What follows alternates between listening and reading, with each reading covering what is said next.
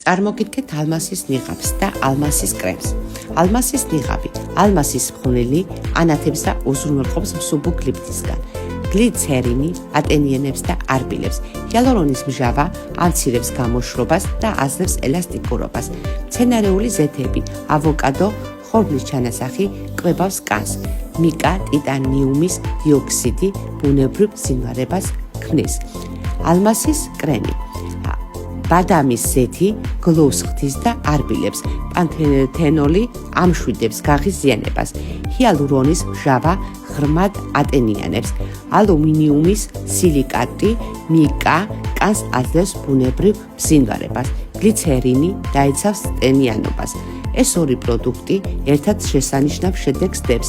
უხდება მშრალ და ნორმალურ კანს. არის 100%-იანი ვეგანური.